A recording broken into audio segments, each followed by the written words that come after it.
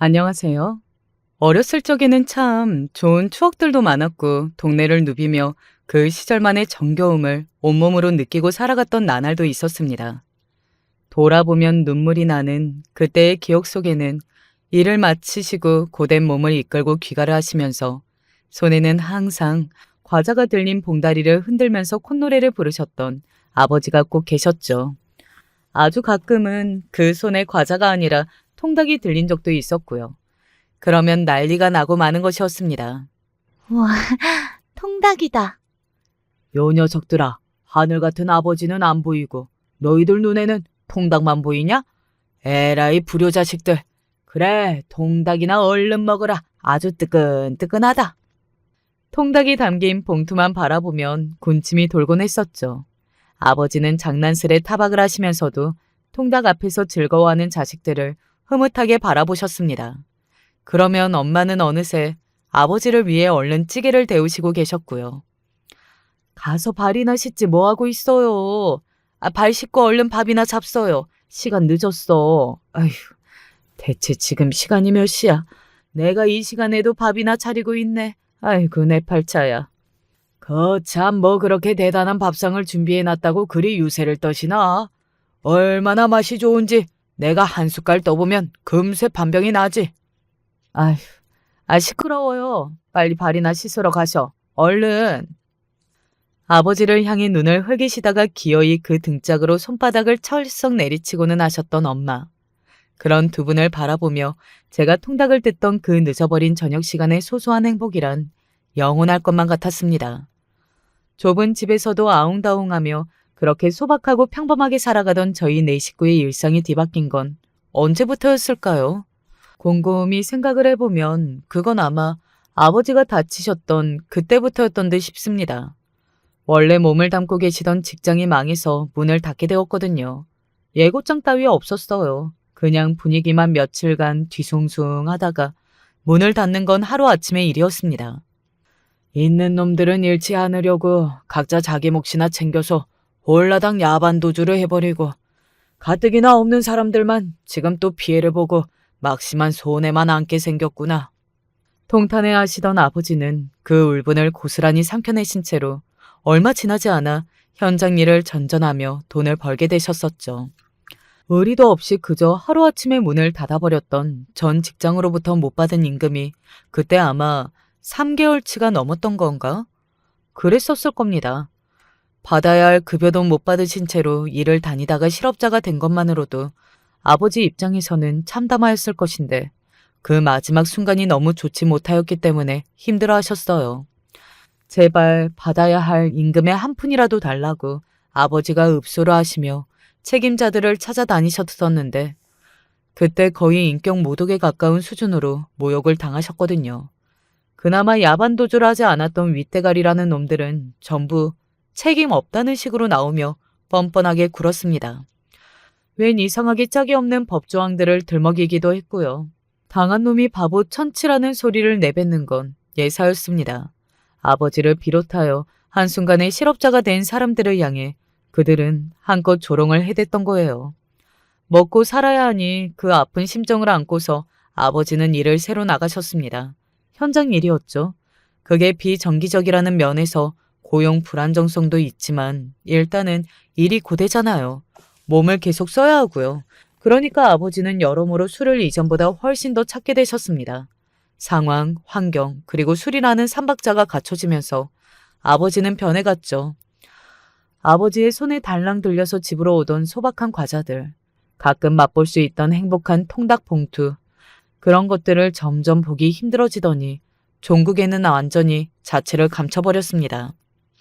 이제 귀가를 하시는 아버지의 손에 들린 것은 오로지 술, 그 술병 외의 것은 보기 어려웠으니까요. 그럴수록 저는 아버지의 거리감을 느끼게 되었고 엄마는 속상해하시며 깊은 한숨을 내쉬는 모습을 보는 횟수가 늘어만 갔죠. 엄마는 식당 일을 다니고 계셨고 매일은 아니었으나 목욕탕 청소일도 병행을 하고 계셨습니다. 아주 깜깜한 시각에 집을 나가 목욕탕을 청소하셨죠. 그럴 때면 어두운 길을 뚫고 지나가셔야 하는 엄마가 걱정이 되어서 저는 불안한 마음뿐이었습니다. 엄마, 그 목욕탕 청소하는 거 이제 그만하면 안 돼요? 그만하기는 한지 얼마나 됐다고 벌써 뭘 그만해? 너는 괜히 걱정할 필요 없어. 엄마가 다 알아서 해. 그래도 자꾸 깜깜할 때 나가고 그러시니까 무섭단 말이에요. 에이, 뭐가 무서워. 큰 길 나가는 쪽에 있는데. 이상한 사람이라도 만나면 어떡해요? 엄마 혼자 어떻게 이겨요? 너는 괜한 소리를 다 한다. 엄마는 슈퍼우먼이야. 까딱없어. 식당도 바쁘면서 식당 일 하나만 해도 될 것 같은데 왜 괜히 목욕탕 청소까지 계속 하는 건지. 너 자꾸 그런 식으로 꿍얼거릴 거야? 너 그러면 내년에 운동화 새로 안 사준다? 운동화요? 메이커로다가 하나 장만해야지. 슬슬 운동화 상태가 영 아니더라. 그치? 엄마가 씩 웃으시는 모습 앞에서 저도 좋다는 듯 헤헤 웃고 말았으나 그날 운동화 생각으로 밤새 잠을 못 이루고 뒤척였던 것이 생생하게 기억납니다. 왜냐하면 메이커 운동화 때문에 엄마가 그 힘든 목욕탕 일을 하시는 것일까봐 그렇게 생각을 하니까 너무나도 마음이 무거웠거든요. 왜 운동화는 자꾸만 닳고 닳아서 결국 새 것을 살 수밖에 없게 되는 운명인 건지 이것조차도 원망스러웠습니다. 그렇다고 해서 메이커 운동화를 포기하자니 자꾸 구질구질한 신발만 신고 나셔서 친구들의 몹쓸 이목을 끄는 제 신세가 처량하였기 때문에 쉽게 포기는 안 되었죠. 그러니 밤새 제가 머릿속이 터질 것 같고 마음이 천근만근이나 끙끙 앓으며 잠을 못 자고 말았던 거예요. 그렇게 지새운 밤이 제 지난 인생의 어느 한가운데 있었네요. 하지만 제가 복잡한 심경으로 잠을 설쳤던 것이 아주 무색해질 정도의 아주 큰일이 그로부터 얼마 지나지 않아 일어나고야 말았습니다. 어느 날 아버지가 공사 현장에서 크게 다치셨습니다. 3m 정도 높이에서 떨어지셨는데 그러면서 정강이와 허리 쪽을 다치고 마셨어요. 수술까지 받으셔야만 했었죠. 그리고 수술에서 그쳤다면 차라리 다행이었을 텐데 그 이후가 더 문제였어요. 후유증이 있었던 것입니다. 아버지는 간헐적으로 예고 없이 찾아오는 통증 때문에 일상에서 몹시 괴로움을 겪게 되셨어요. 내가 대체 무슨 죄를 지었다고 이런 고통을 받아야 돼? 내가 대간절 무슨 잘못을 그렇게나 저질렀는데, 세상이 왜 자꾸 나한테만 이러냐고. 이렇게 불공평해도 되는 거야? 통증이 찾아올 때면 아버지는 괴로움에 절규를 하셨고 발버둥 치시며 세상을 원망하셨어요. 그럴 때는 누구도 아버지를 위로할 수도 감히 달래려는 신용을 할 수도 없었습니다. 조용히 그 순간이 지나가기를 기다리는 수밖에 없었어요. 통증이 찾아오지 않는 때라고 해서 편안했던 건 아니었죠. 하체에 전기가 흐르듯 찌릿찌릿한 느낌을 아버지는 거의 하루 종일 받고 계셨거든요. 한번 생각을 보세요. 거슬리는 그런 감각이 몸에 계속 도는 거예요. 그럼 일상에도 당연히 지장을 받을 수밖에 없고 사람 신경도 계속 곤두서겠죠. 그러니 사고 이후로 아버지의 일상은 완전히 무너지고 만 것이었습니다. 또한 마땅히 보상을 해줘야 맞았을 쪽에서는 모르쇠로 일관하면서 아버지의 부주의함에 모든 원인이 있다고 하였습니다. 그러면서 오히려 아버지를 탓하였어요. 사고를 당하신 아버지 때문에 그날 작업이 지연되고 늦어졌으니 되려 보상이라도 받아내고 싶다고 말을 그딴 식으로 하더군요. 사람이 일을 하다가 크게 다쳐서 수술을 받고 후유증까지 겪고 있는데 말이라도 상식적인 선에서 할 수는 없었던 걸까요? 다시 생각해도 정말 이해가 안 되는 이상하게 못되어 처먹은 집단입니다. 임금체벌 상태에서 문을 닫아버렸던 망한 전 직장에 이어서 이번에는 현장 일에서도 그런 수모를 당하셨으니 아버지의 몸과 마음은 너덜너덜해진 상태였어요. 더불어 저희 가족의 모습도 거의 넉마가 되어 있었던 것 같네요. 두 번 다시는 아버지가 멀쩡하셨던 때의 그 시절 모습으로 저희 가족이 돌아갈 수 없다는 걸 인정하고 받아들이는 과정이 결코 쉽지만은 않았습니다. 솔직히 가끔은 아버지가 하시는 소리가 맞다는 생각이 들더라고요. 멀쩡히 잘 사는 집들도 많은데 왜 우리 집만 안 좋은 일이 생기는 거야?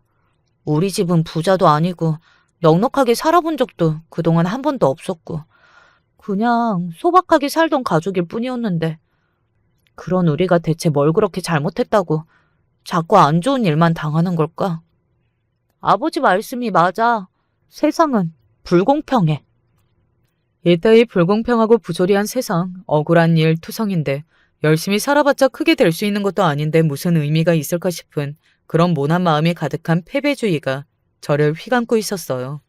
제가 제법 의연한 성격의 아이였는데 일렬의 상황들을 거치면서 점점 비관적이고 정신이 나약해져만 가더라고요. 그도 그렇게 아버지가 고통스러워하시는 그런 모습을 저는 계속 보고 있었으니까요. 직접 마주하며 보고 있지만 제가 도와드릴 수 있는 건 없었죠. 오히려 괜히 힘들어하시는 아버지를 잘못 건드릴까봐 제가 원망의 화살이나 받을까 싶어서 몸이나 점점 사리는 형국이었습니다. 이런 스스로가 비참했어요. 이런 가정 안에서 무슨 희망이나 있을까 싶었죠. 대충 나이 먹고 대충 어른이 돼서 대충 돈을 벌고 대충 결혼을 하게 되면 하고 그렇게 대충 사는 게 저의 미래인 것만 같았습니다. 이런 정신머리로 제가 무슨 공부를 열심히 하고 잘할 수 있었겠나요? 어림도 없었죠. 그런데 어느 날 말입니다. 그냥 문득 특별한 계기가 있었던 것도 아니었고 그저 제 눈에 새삼스레 엄마의 얼굴이 들어온 거예요. 그날따라 왜 그렇게 엄마의 얼굴에 잡힌 주름이 보였던지 모를 일이에요. 어라? 원래 엄마 얼굴이 저랬었나? 아닌데. 내가 아는 엄마 얼굴은 저것보다 훨씬 젊은 모습인데 갑자기 왜 저렇게 나이가 들어 보이시는 거지? 눈가에 주름들이 보이네. 그리고 엄마 피부가 원래 저렇게 푸석푸석해 보였던가? 엄마의 안색이 원래 저렇게 어두웠던가? 이상하다. 아닌데. 들여다볼수록 저는 놀란 심정이 되었던 것 같습니다. 분명 제 엄마였거든요. 맨날 보는 얼굴이 맞았거든요. 그럼에도 문득 가만히 그 엄마의 얼굴을 들여다보았을 때 생경하다 못해서 낯선 감각을 맛보았습니다. 엄마가 저도 모르는 사이에 많이 늙으셨더라고요. 저는 자식이면서 그걸 전혀 모르고 있었습니다. 제가 못나고 철없고 어리석은 생각에만 사로잡혀 있었던 그 사이 엄마는 치열하게 하루하루를 버티고 또 이겨내고 계셨던 거예요.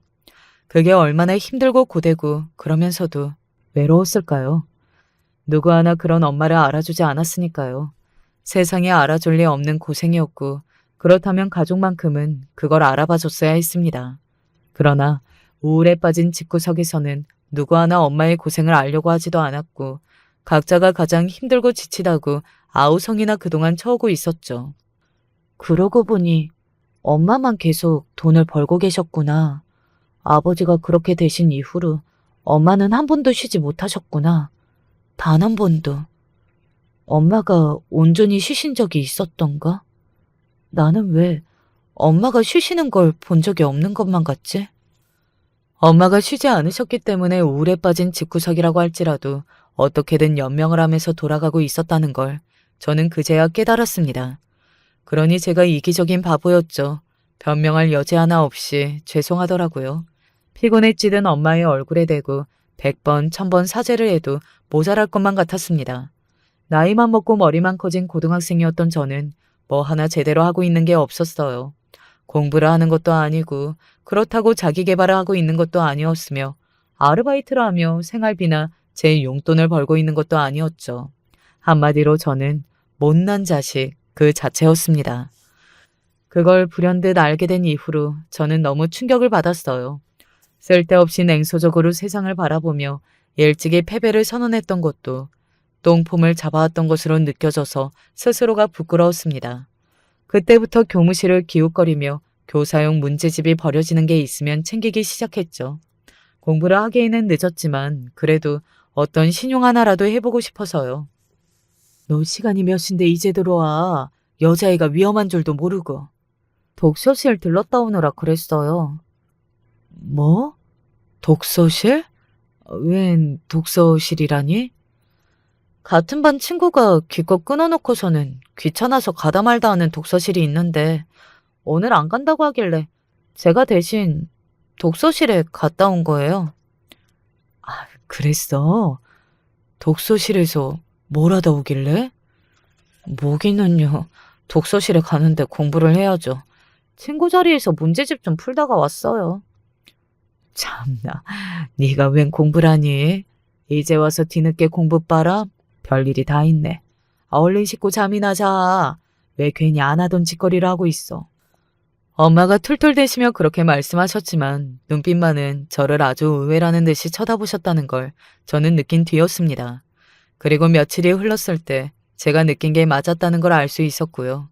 제가 공부를 잘하든 못하든 어쨌든 공부에 의욕을 가졌다는 것만으로도 엄마가 흐뭇해하셨습니다.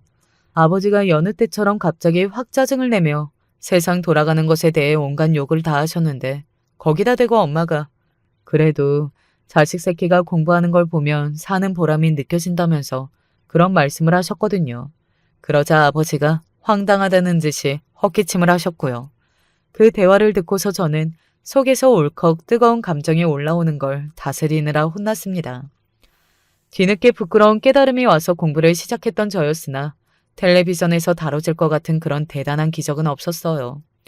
열심히 한다고 해서 다 결과가 좋은 건 아니더라고요. 제가 공부 천재도 아니었고 사교육은 근처도 못 가봤고 뒤늦게 여러 진도를 따라잡을 요건이 안 되었으니까요. 대신 뒤늦게라도 공부를 어떻게든 해보려고 결단을 내렸던 것 자체가 절대 후회하지 않았답니다. 사실 저는 공부가 아니라 아르바이트라든지 아니면 자격증이라든지 다른 걸 선택할 수도 있었는데 그럼에도 공부라는 전공법을 선택한 것이었잖아요. 그게 가장 정석의 길이지만 제 입장에서는 결과를 좋게 빨리 받아보기에는 가장 어려운 길이었고요.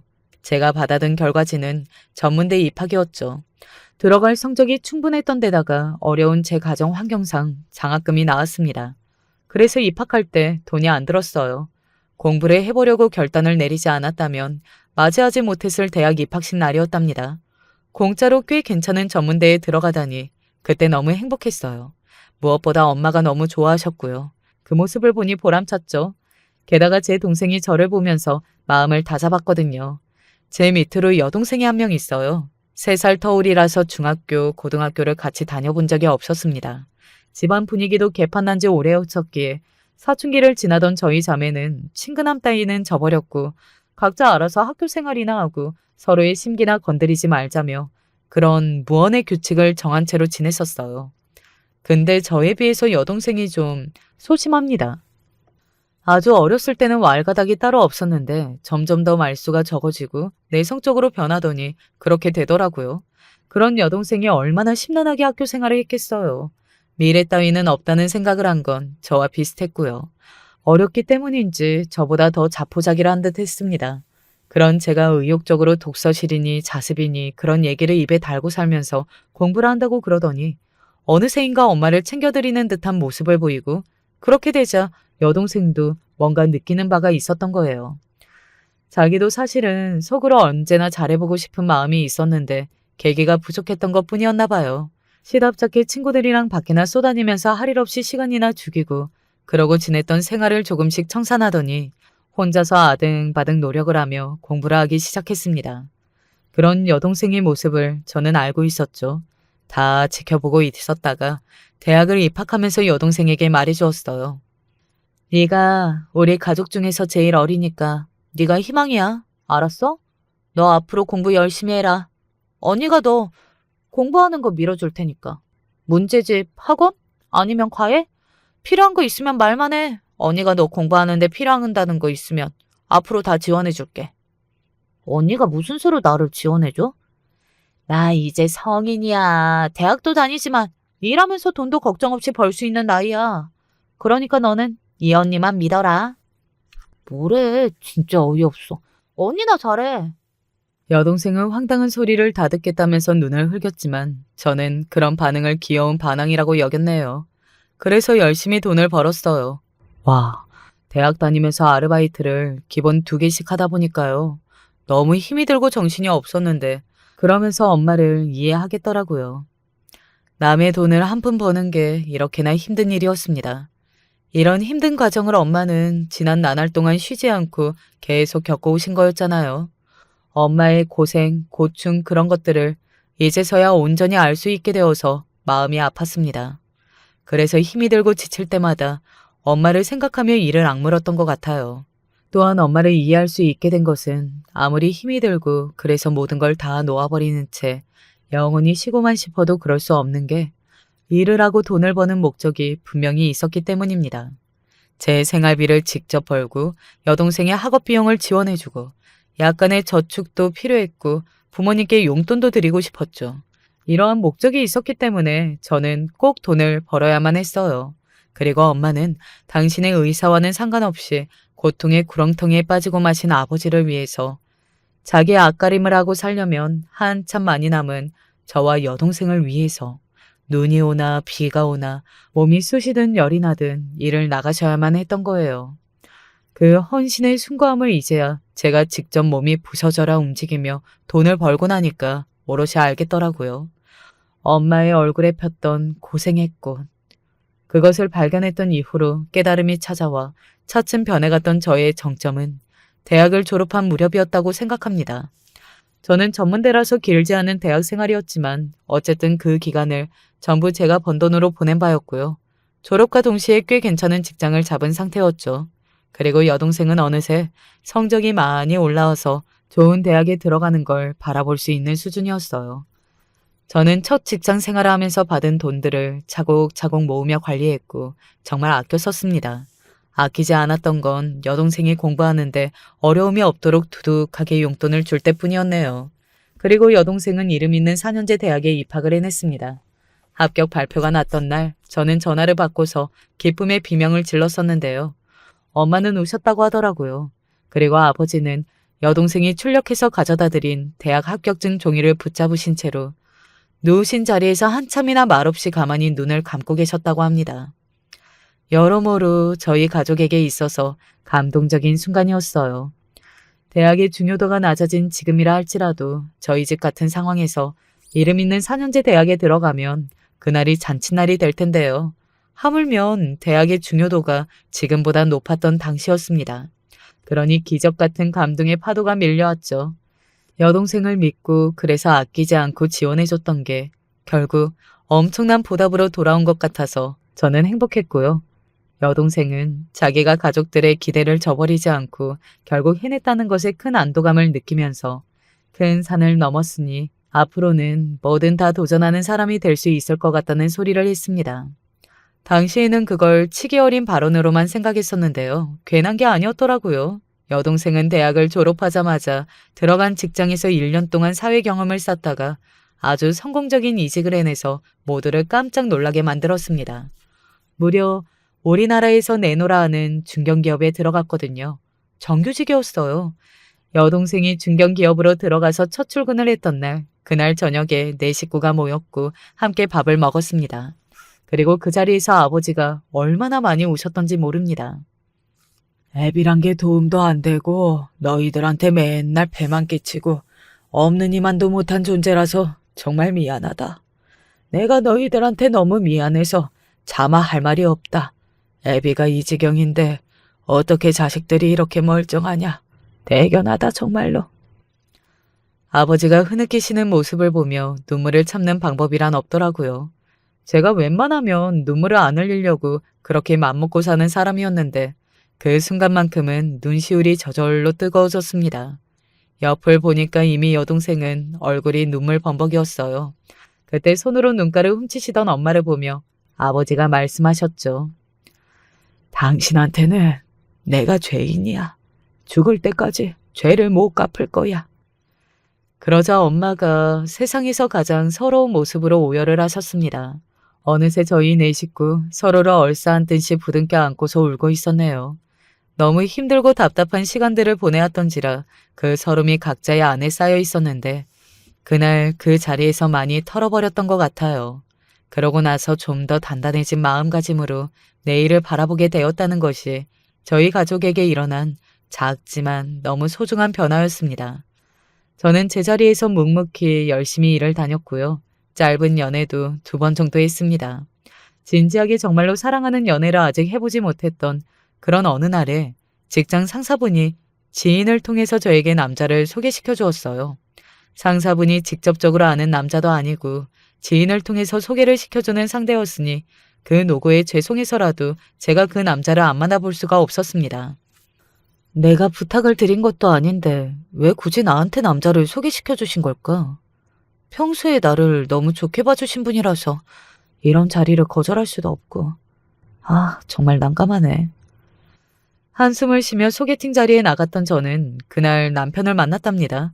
인연이고 운명이고 정말 얄궂이죠. 시큰둥하게 마주했던 상대가 제 남편이 되다니 가끔 돌아볼 때마다 웃음이 나는 과거입니다. 객관적인 조건면에서요. 남편이 저보다 월등했어요. 그러니 저를 좋게 봐주셨던 상사분께서 용을 쓰고 예를 쓰며 괜찮은 남자를 알아다가 저한테 지인을 걸쳐서라도 소개를 해주셨던 거예요. 정말 감사한 일입니다. 꽤 안 부리고 열심히 항상 최선을 다해 근무를 해왔던 보람도 느껴지더라고요. 아, 남편은 고등학교 때 모친상을 당했어요. 그래서 시아버지만 계셨습니다. 시부모님 두 분이 정말 열심히 앞만 보며 달려오신 분들이었고, 그래서 주변 사람들의 동경을 샀고 귀감이 되었던 그런 부부이셨다고 하던데, 이제 빚 보고 편하게 누릴 때가 되니까 그렇게 안타깝게 떠났다면서 시어머니께서 돌아가셨을 때 온 집안이고 주변 사람들이고 다 눈물바다였다고 해요. 시어머니께선 암으로 돌아가셨는데 발견이 너무 늦었기에 손쓸 도리가 없었다고 합니다. 남편도 공부 잘하는 착한 막내 아들이었고 그 위 자식들도 다 너무 잘 컸으니 그런 면에서는 시어머니께서 떠나실 때 아마 여한이 없으셨을 듯 싶네요. 남편이 형만 둘이에요. 첫째 아주버님은 증권사에서 근무하시는 분이었습니다. 멋지게 증권맨이라고 불리는 그런 분이셨고요. 둘째 아주버님은 무역 일을 하시는 분이었어요.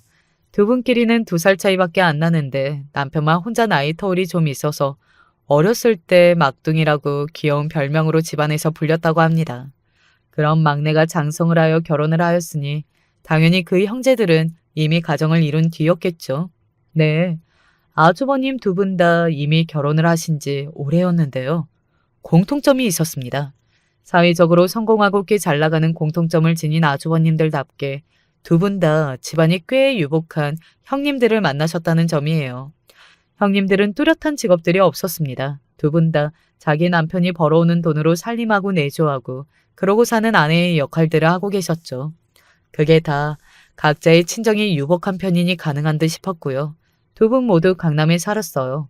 제가 듣기로는 형님들이 유독 강남을 고집해서 아주버님들이 결혼하실 때 그 의견에 휩쓸려 가셨던 걸로 알고 있었습니다. 참고로 시댁은 원래 서울 강동구에 오래 살던 집안이었고요. 시어머니께서 암이라는 걸 알게 된 이후로 경기도 광주로 거주지로 옮겼던 바 있습니다. 그리고 시어머니께서 돌아가신 이후 시아버지께서 홀로 경기도 광주에서 살아오셨고요. 고즈넉한 동네의 널찍한 빌라가 시댁이었네요. 저희 부부의 신혼집은 그곳과 멀지 않는 경기도 하남에 위치해 있었습니다. 여러 가지 동선을 고려했을 때 그리고 비용적인 측면에서도 그곳이 괜찮더라고요. 그러자 형님들이 비웃음을 보냈었죠. 어머, 미쳤나 봐. 아, 정말? 신혼집이 경기도? 아예 시작부터 경기도에서 해버리네. 와, 담력도 좋다. 첫째 형님이 과장스레 그런 말씀을 하셨었고요. 저거 완전히 실수하는 건데 전형적인 돈 못 벌고 돈 못 모으는 사람들이 저지르는 실수 중 하나라고 볼 수 있는 건데 많이 안타깝네. 본인들이 선택이니까 이제 와서 뜯어 말릴 수도 없고. 참 안 됐다. 둘째 형님은 혼잣말 하듯이 중얼거리면서 자꾸 피식 웃으셨습니다. 저는 그 앞에서 꿰다 놓은 보리자루처럼 있었죠. 응당 며느리들끼리 한데 섞여서 어울리게 되어 있었는데 저는 왠지 처음부터 계속 제가 이방인처럼 느껴졌어요. 형님들이 원래 친분은 오래 쌓아 오셨고 두 분만이 지나온 시간들이 있다는 것도 그러했지만 무엇보다 두 분이 사고방식이 동일해서 잘 통하더라고요. 그런데 저는 아니었어요. 강남 말고는 그 밑으로 주거 등급을 딱딱 매겨서 그걸로 사람 등급을 판단해야 한다는 등 재산이 얼마인지 가족이 뭐 하면서 사는지 그런 것들이 그 사람을 알 수 있는 가장 정확한 지표라는 등 그런 소리를 서슴없이 하시는 분들이었거든요. 그런데 저는 그런 대화들이 체질에 안 맞았습니다. 제가 워낙 두 분에 비해 조건이 못나서 그랬던 것일지도 모르겠지만요. 서울하고 엄청 가깝고 집도 서울에 비해서 같은 컨디션 대비 저렴하고 교통편도 좋고 출퇴근 동선도 괜찮아서요. 여러모로 고민을 많이 해봤는데 결국 답은 지금 고른 그곳이더라고요. 제가 머쓱해서 말을 뱉었을 때 형님들은 마치 짝이라도 한 것처럼 동시에 푸흡 웃음소리를 내며 어깨를 들썩이셨습니다. 저기 우리 막내 동서 가만히 잘 생각을 해봐. 동서가 내렸다는 그 답이 혹시 오답은 아닐까? 오답이래. 나 웃겨서 미쳐. 역시 올 형님 말하는 센스 대박. 두 분이 북을 치고 장구를 치면서 재미있어 하시더라고요. 저는 그냥 아하하하 어색하게 웃으면서 그 순간이 지나가기를 기다렸네요. 형님들이 딱히 뭐 일을 다니시는 분들도 아니니까 시댁의 이모저모에 아무래도 바쁘게 일 다니시는 아주버님들보다 관여하실 여유가 있을 것 같아서 그래서 관심을 가지시는 것뿐이라고 저는 그렇게 스스로를 다독였습니다. 시어머니께서 안 계신 시댁 집안에서 설마 하니 형님들이 시어머니 노릇이라도 하면서 저를 괴롭힌다든지 하는 상상만 해도 소름이 돋기 때문에 웬만하면 그런 쪽으로는 생각을 안 해보려고 애를 썼었네요. 저와 성향, 성격, 그리고 가장 중요한 배경 자체가 달라도 너무 다른 두 형님들이 제가 당신들의 손아래 동서로 들어오는 것을 쌍수 들고 환영하셨을까요? 아니요. 절대 그렇지 않았었죠. 제가 남편하고 결혼하겠다고 했었을 때 당연히 친정에서는 다들 기뻐하며 축하해 주었고 거의 잔치 분위기였습니다. 하지만 시댁에서는 반대의 목소리부터 나왔던 게 사실이에요. 너무 한쪽이 기우는 결혼이 아니냐며 제가 많이 부족한 조건을 지니고 있다는 부분에서 아쉬운 목소리가 나왔거든요. 경제적으로 꽤 괜찮은 집안의 여자들과 결혼을 하신 아주버님께서는 남편을 향해 너무 이것저것 안 따지고 결혼하려는 거 아니냐는 한마디 정도를 남기셨고요. 시아버지께서는 아직 홀로 장가를 안 들고 있었던 막둥이 자식이 자기 형들 때보다 너무 조건이 못난 여자와 결혼하겠다고 하니까 머리 아프게 고심을 하고 계셨었죠. 그런 시아버지께 달려가서 이 결혼 반대를 외쳤다는 사람들이 바로 형님들이셨고요. 아버님, 아무리 그래도 이건 아닌 것 같아요. 사람을 볼 때 그 집안이 어떤지 보면 정확하다고 하잖아요. 그런데 어떻게 고작 그런 집안의 사람을 며느리로 맞을 수가 있겠어요? 맞아요, 아버님. 저희 같은 며느리만 봐오셨기 때문에 더더욱 아버님이 적응하기 힘드실 거예요. 너무 그렇게 없이 사는 집안하고는 아예 엮이지 않는 게 상책이에요. 제가 별 볼 일 없는 집안의 사람이라는 거, 그걸 가장 큰 이유로 들어서 반대의 목소리를 내셨다는 후문을 제가 나중에 접한 바 있었습니다. 형님들 입장에서는 의견을 내실 수도 있었겠죠. 하지만 과한 참견이었다는 생각은 들더라고요. 그래서 제가 혹시 형님들이 괜히 시어머니 노릇이라도 하시며 저를 괴롭힐까봐 그 걱정을 결혼 후에 했던 것이랍니다. 아무튼 그런 방해 공작에도 저는 남편과 무사히 결혼을 할 수 있었는데요. 남편이 시아버지를 설득시킨 요소가 아주 묘합니다. 우선 제 여동생이 이름을 대며 알만한 기업에 다니고 있는 인물이었다는 것이었죠. 그것만큼 가장 정확한 지표가 또 어디에 있겠습니까? 그것을 아시고서 시아버지께서 고개를 끄덕끄덕 하셨다고 합니다. 그리고 상상하지 못했던 다른 요소는 바로 저희 아버지께서 사고로 많이 편찮으시다가 차차 회복하신 분이라는 것이었습니다. 온 가족이 힘든 시간을 지나왔지만 그럼에도 서로 흩어지지 않았고 함께 이겨냈고 지금은 과거와는 비할 수 없을 정도로 힘찬 일상을 보내고 있다는 것. 바로 그 점에서 시아버지의 마음이 움직였다고 해요. 먼저 떠난 불쌍한 사람이 생각나네. 뭐가 그리 급해서 먼저 떠났는가? 시아버지께서 한숨과 같이 한참을 그리 중얼거리셨다고 하던데 저희 집 이야기를 들으시고 나서 세상을 떠나신 시어머니가 떠오르셨던 모양입니다. 그런데 정말 신기한 일 아닌가요? 지나온 시간 그 속에 담겨있는 흔적이 저를 사랑하는 남자와 무사히 결혼할 수 있도록 만들어주었으니 말입니다. 여동생을 믿으며 희생하고 헌신했던 제 지난날이 결국 옳고도 또 옳은 것이었음을 계속 증명이 되었고 세상에서 가장 불쌍한 존재이자 가장 원망스러웠던 존재인 아버지의 이야기로 인해 제 시아버지의 마음이 확 움직였습니다. 이런 걸 보면 결국 인생에서 겪는 모든 것들이 한 갈래로 이어지는 것만 같아서 신기할 따름이에요. 시아버지께서는 제가 가족을 애틋하게 생각하며 위하는 그런 헌신적인 마음가짐을 지니고 있다는 것을 아주 높이 사셨던 분이었는데요. 의도치 않게 제가 정말 그런 인물이라는 걸 보여드릴 기회가 금세 생기기도 했었어요. 결혼하고 나서 7개월 뒤 시어머니의 제사가 있었거든요. 결혼하고 처음 맞는 시어머니의 제사였으니 제가 얼마나 의욕이 앞섰겠나요. 진작 달력에 동그라미를 그려두고서 그날을 기다렸었죠. 제사 음식 하나하나 정성스레 준비하고 차렸습니다. 시댁의 친척 몇 분도 함께하는 자리였고요. 그리고 저를 보며 한마디씩 은근히 날리셨어요. 어이쿠야, 신입은 다르네. 아주 쌩쌩하고 싹싹하고 다 잘하네. 시어머니께서 흐뭇하게 제사밥을 한술 뜰 게 분명하다며 다들 그러셨고 그 모습을 시아버지께서 보고 계셨습니다. 그리고 형님들은 그럼에도 불구하고 대충 움직이셨어요. 남편한테 슬쩍 물어보니 원래도 그러셨다고 하더라고요. 워낙 고생을 모르는 인물들이라 매사에 저러는 것 같다며 다들 형님들의 그런 자태에 대해서는 포기를 듯 싶었습니다.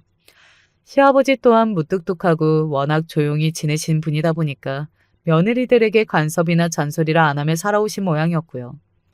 시어머니의 제사를 기점으로 뭔가 집안 돌아가는 흐름을 제가 보다 정확히 알게 되었던 것 같아요. 그날 이후로 저는 왠지 모르게 시아버지의 달라진 시선을 느낄 수 있었어요. 그 이전까진 저를 그냥 있는 듯 마는 듯 그렇게만 대하시던 분이었는데 이제는 안부 전화를 드리면 말씀을 전부 다 길게 하셨고 남편한테도 주말에 같이 와라 이런 말씀을 심심치 않게 하셨습니다. 멀지도 않은데 자주 안 갈 이유도 없었죠. 그래서 남편하고 시아버지께 자주 갔습니다. 제 조건이든 뭐든 따지지 않고 그저 감싸주었던 남편에게 항상 저는 고마운 마음이 있었고 그래서 보답하고 싶다는 심정으로 더욱 시아버지께 잘해드리려고 했던 것일지도 모르겠어요. 당신한테 고마워. 나는 집에서 막내라고 해도 워낙 숫기 없는 자식이었어. 애교도 떨어본 적 없고 살갑게 말씀 한마디를 못 드렸는데 당신하고 결혼하고 나서 우리 아버지하고 더 가까워진 기분이야. 그래서 남편이 그렇게 말을 해줬을 때 얼마나 뿌듯했던지 모릅니다. 제가 시댁을 챙기면 챙길수록 형님들은 저에게 모든 것을 전가하려고 드셨죠. 이제 보니까 우리 동서가 아버님 챙겨드리려고 경기도에 자리 잡았나 보다.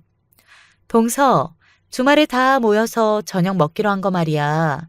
나가서 먹으면 괜히 이동하는데 번잡하니까 그냥 집에서 먹는 게 어때? 동서가 준비를 좀 잘해봐. 재료비는 우리가 줄 테니까. 그럼 됐지. 이렇고 저렇고를 다 떠나서 그냥 되게 치사하고 얄밉더라고요. 제가 뭘 해놓든 형님들은 그저 오셔서 숟가락만 얹으면 끝이었습니다. 그럼에도 참견은 왜 그렇게 하시던지 시댁 베란다 화분을 제가 죽였다는 둥, 식기 정리를 이상하게 하고 있다는 둥, 냉장고 청소가 어쨌다는 둥 지적과 잔소리가 끊이지 않았네요. 그러면서 꼭 말씀을 마치실 때 당연히 동서가 할 일이다 라고 하셨고요. 제가 집을 가진 것도 없으면서 감히 당신들이 며느리로 있는 집안에 들어와 똑같이 며느리 노릇을 하고 있으니 헌신과 봉사라도 불쳐줘야 해야 한다는 논리였습니다. 아유, 복장 터질 것 같았으나 시간이 답이겠지 싶어서 참았네요. 제가 결혼 잘했다고 여기시며 제 결혼 이후로 점차 안색이 밝아지고 계신 친정 부모님. 그리고 여동생을 생각해서라도 제가 매사에 의연해야 할 것만 같았습니다. 그런데 어느 날 시아버지께서 건강검진을 예약해달라고 하셨어요. 그 전화를 자식들에게 똑같이 다 돌리셨고요. 남편이 막둥이였으니 시아버지 연세가 꽤 되었거든요. 그럼에도 정정하셨기에 다들 건강검진 이야기가 나온 것에 화들짝 놀랐습니다. 형님들이 강남에 위치한 건강검진센터를 예약하셨고요. 모시고 다녀온 건 하루 휴가를 낸 저였네요. 형님들은 좋은 곳에 예약, 결제 다 당신들이 하셨다며 생색내신 역할이었고요. 아무튼 시간이 흘러 결과지가 우편으로 날아왔는데 시아버지께서 혼자만 보시고 자식들에게 안 보여주셨습니다. 궁금해하는 자식 내외들에게 이런 말씀만 남기셨고요. 내가 앞으로는 대비를 좀 해야 할 것 같다. 건강이라는 게 지키기 어려워. 참 무서워. 그러자 형님들은 공포영화로도 본 것 같은 표정들이 되었어요. 아주버님들은 그저 머쓱하게 무슨 큰 문제가 생기기 전에 병원 잘 다니시라면서 비용 걱정 마시라며 그런 소리나 좀 하셨고요. 그런데 형님들은 집 밖에서 나누시는 대화를 제가 들었습니다. 웬일이야? 혹시 모시고 살라고 할까 봐서 나 아까 잔뜩 겁먹었잖아. 저도요, 형님. 아버님 돌아가실 때까지 혼자 꼿꼿하게 사시다가 가실 분 같았는데 갑자기 저러시니까 겁이 나네요. 몸까지 떨면서 진저리를 치시더군요. 저렇게 지레 겁을 먹으실 일인가 싶어서 저는 어리둥절하기만 했었네요. 그랬다가 잠시 그날 일을 잊고 살았는데 몇 주 뒤에 어느 날 시아버지께서 마실을 나가셨다가 넘어지셨고 의식까지 잃으셨던 겁니다. 제가 혼비백산해서 병원으로 달려갔었네요. 다행히 시아버지께선 큰 탈 없이 퇴원을 하셨으나 문제는 그 다음이었어요. 허리와 다리가 너무 아프고 머리가 어지러워서 도저히 이제 못 일어나겠다고 하시며 들어 누우신 겁니다. 그러면서 자식 내외들을 모두 불러 모으셨고요. 내 몸이라 내가 안다. 나는 여기까지인 것 같구나. 이제는 내가 내 힘으로 내 발로 여기저기 다니며 살던 시절은 끝난 것 같구나. 이제 너희들을 도움을 받으며 연명을 해야겠다. 힘없는 목소리에 눈물이 날 것만 같았습니다. 후유증이라는 거 저는 친정 아버지를 통해서 너무 잘 알고 있었으니까요. 가슴이 아프더라고요. 반면 형님들은 경악한 표정을 이제 숨길 신용조차 안 하고 계셨죠. 아주버님들은 난감한 기색들이었고요. 멀쩡한 자식들 며느리들이 있는데 내가 굳이 병원이고 요양시설이고 갈 이유가 어디에 있겠냐? 안 그러냐? 물음이 끝나자 시아버지의 방에는 침묵이 감돌았습니다. 서로 급한 시선 교환만이 오고 갔었죠. 자식 새끼들 먹여 살리겠다고, 잘 좀 해보겠다고, 내가 옛날에 얼마나 개고생을 많이 했었는지 너희들이 잘 알겠지. 반이라도 보답을 할 것 같으면 앞다투어 나를 모셔가겠다고. 너희들이 필히 그래야 할 거다. 특히 큰놈 둘째 놈. 너희는 돈이 없냐 뭐가 없냐. 너희 처들은 하는 일도 없이 집에만 있지. 그러니 너희 둘이서 상의를 맞춰서 어느 쪽에서 나를 데리고 살지 정해야 맞겠구나. 시아버지께서 힘을 짜내 그렇게 말씀을 마치셨을 때 형님들은 얼굴이 빨개진 상태였어요. 아주버님들은 알겠다고 대답을 하셨고요. 앞으로 어찌 되려나 싶어서 심란했고 남편도 정말 심경이 복잡한 얼굴이었습니다. 두 집이 어떻게 상의를 마칠지 그걸 기다리는 사흘 동안 제가 시아버지를 계속 챙겨드렸고요. 저는 내심 첫째 아주버님 형님네가 시아버지를 모셔갈 거라고 생각을 하고 있었습니다. 남편도 그리 예상을 했는데 결과는 황당하게 나왔어요. 첫째도 둘째도 못 모신다고 한 것입니다. 돈 있고 집에 항상 사람도 있는 집들인데 도대체 뭐가 문제냐고요. 바로 그래서 문제였어요.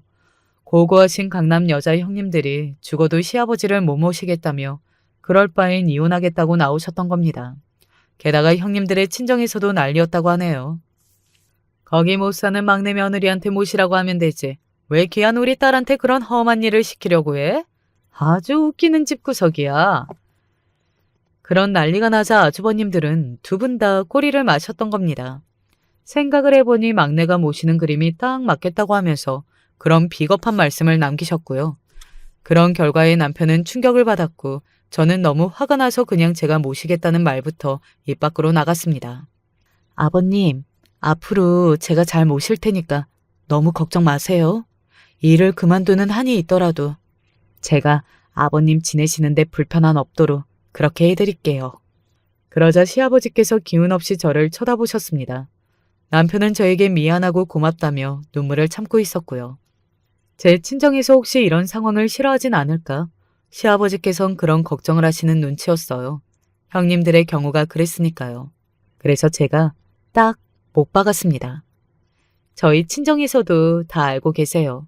제가 아버님 모시겠다고 하니까 친정 부모님이 잘 생각했다고 그러셨어요. 사람이라면 응당 그래야 하는 게 맞다고 하시더라고요. 제 친정 동생도 다 알고 있고요.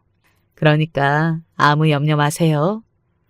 그건 사실이었습니다. 시아버지께서 쓰러지신 이후로 상황이 어찌 되려나 친정에서 많이 걱정하고 궁금해했거든요.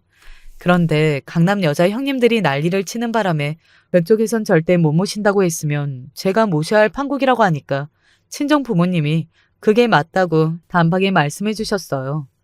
당신들이 제 시아버지의 말벗이며 뭐든 해드리며 저를 도울 수 있으니까 일단은 모시겠다고 하라면서 목소리를 그렇게 내주셨던 분들이 제 부모님이십니다. 그리고 여기까지 다 듣고 나셨을 때 놀라운 일이 벌어졌어요. 시아버지께서 누워 계셨던 자리에서 벌떡 일어나신 겁니다. 아이고, 아유, 삭신이야. 누가 올 때마다 얼른 산송장처럼 누워있느라 내가 한참을 고생했다. 아버님, 이게 어떻게 된 거예요? 분명 허리 때문에 혼자 못 일어나시고 이동도 기어서 다니셨잖아요. 제가 놀라서 여쭈었고 시아버지의 미소를 보자마자 그 답은 들은 것이나 마찬가지가 되었습니다. 일부러 그러셨던 거예요.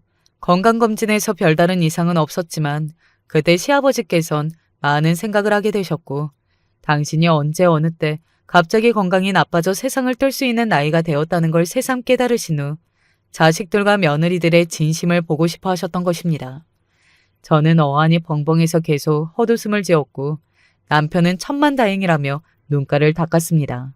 그리고 시아버지께서는 놀라게 해서 미안하다고 하시며 대신 선물을 주겠다고 하셨어요.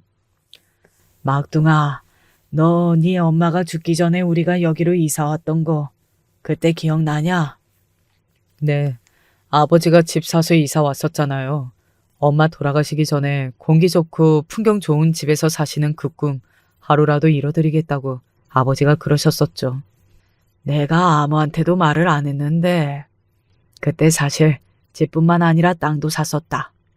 시부모님은 앞만 보며 달려오셨던 만큼 당시의 재산을 많이 불리신 상태였죠. 그런데 시어머니께서 말기에 암 환자가 되시며 모든 게 부질없어졌고 그때 시아버지께서 있는 돈으로 집뿐만 아니라 땅을 그냥 사두셨던 거예요. 다들 정신이 없어서 시부모님의 당시 재산이 얼마였는지 이런 것들은 생각도 못했고요. 그래서 그 땅의 존재조차 아무도 모르고 있었습니다. 당시보다 천저부지로 값어치가 뛰어오른 그 땅을 시아버지께서는 저희 부부에게 주겠다고 하셨어요. 다른 배응만덕한 것들한테는 못 줘. 오로지 너희한테만 주는 거야.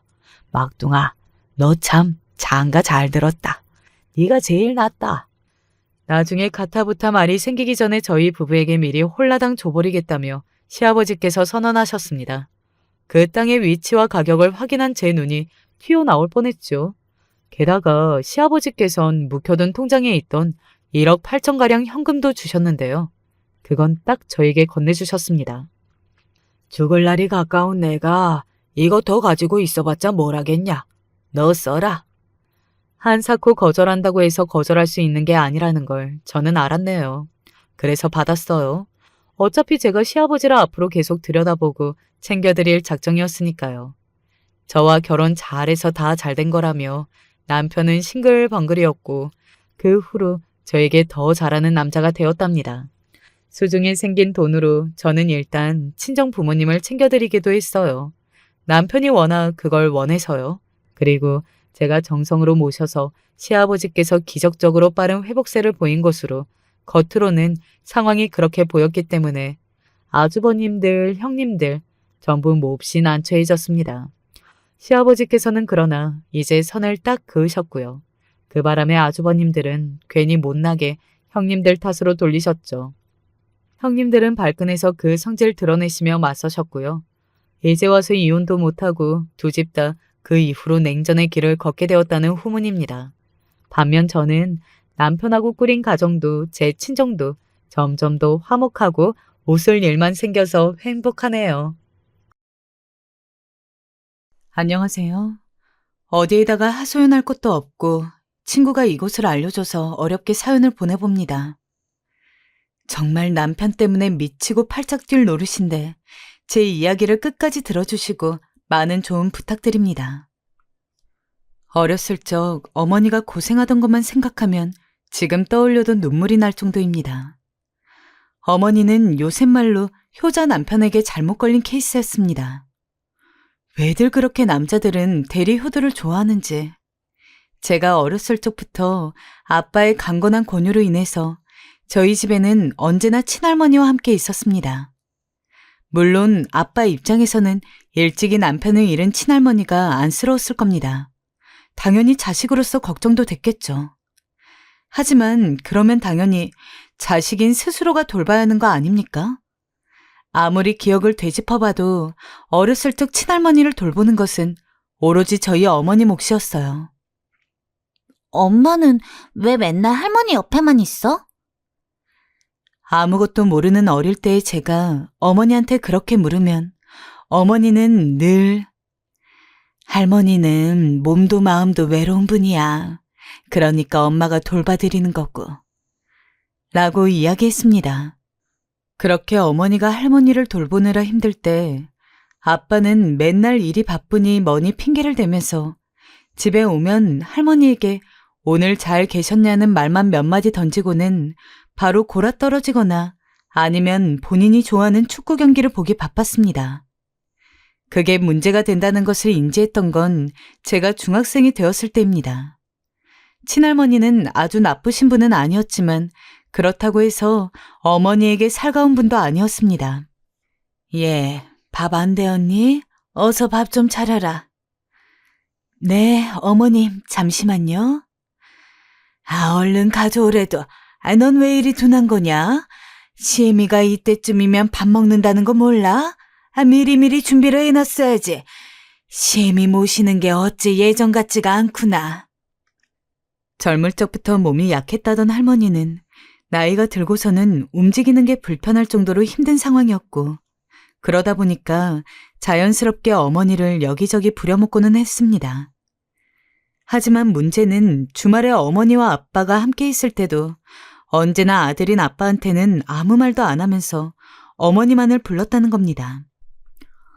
할머니 자식은 아빠잖아요. 아빠 좀 시켜요. 왜 맨날 할머니 밥 차리고 집안 청소하고 그런 건 다 엄마가 해야 돼요? 뭐라고? 아니, 이 기집애가 지금 할매한테 뭐라는 거야? 너 안 되겠다. 일로 와봐. 혼 좀 나야 정신 차리겠구나.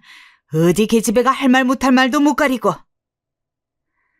어렸을 적 제가 보기에도 너무 어이가 없어서 대놓고 친할머니에게 뭐라고 한 적도 있었습니다. 그리고 당연히 그날 집안이 뒤집어졌죠. 어머니도 할머니한테 그게 무슨 말버릇이냐며 저를 혼냈고 아빠와 할머니 역시 어린 게 발랑 까졌다느니 기집애가 못하는 말이 없다느니 하면서 저를 뭐라고 하기 바빴습니다. 물론 지금 저희 세대 역시 며느리로서 시부모를 모시는 게 어느 정도는 당연시되고는 했습니다. 요즘 젊은 친구들이야 그런 일 안 하겠지만요. 하지만 저는 그때부터 이미 왜 며느리가 꼭 시부모를 모셔야 하는지에 대한 의문을 가지고 있었습니다. 모시는 건 좋지만 그러면 당연히 자식과 며느리가 같이 모셔야 하는 건데 말이죠. 엄마도 엄마 인생 좀 살아요. 언제까지 친할머니 돌보려고 그래?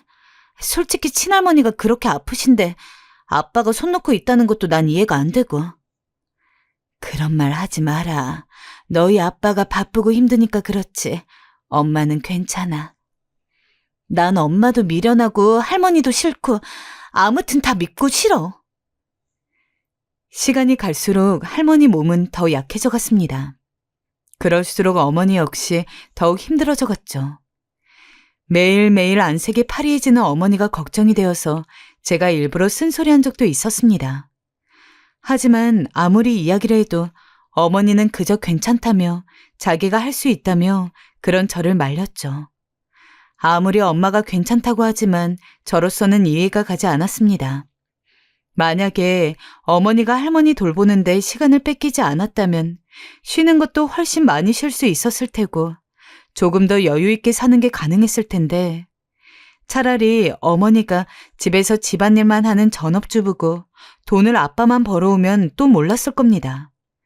하지만 당시 대부분의 월급을 아빠가 벌어오는 것은 맞았지만 어머니 역시 주방일 등을 하며 자그맣게나마 생활비를 벌고 있는 상황이었습니다.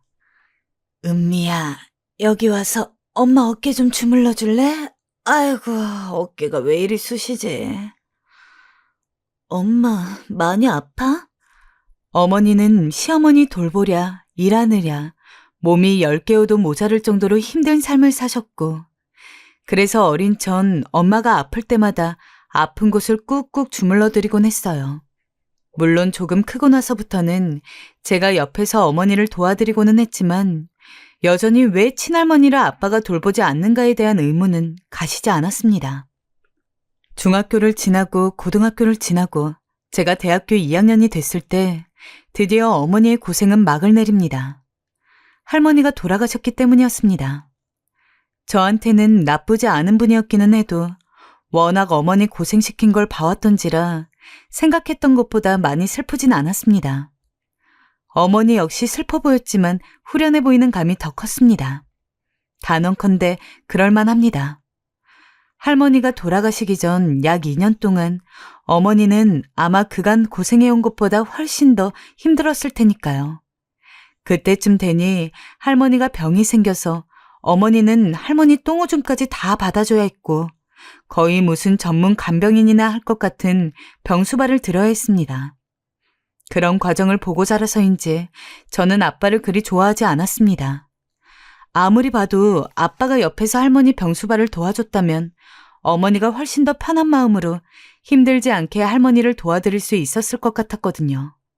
할머니 돌아가시고 3일간 장례식을 한 뒤 집에 오는데 분명히 하늘나라에 간 건 할머니건을 어머니가 더 당장 죽을 것 같은 얼굴을 하고 있었습니다. 분명히 젊고 예뻤던 어머니가 결혼을 하고 나서 할머니 돌보느라 자기 인생 없이 힘들게 살았던 시간들이 마치 제가 그렇게 지낸 것처럼 마음이 아프더라고요. 그리고 그 모습을 보면서 다짐을 했습니다.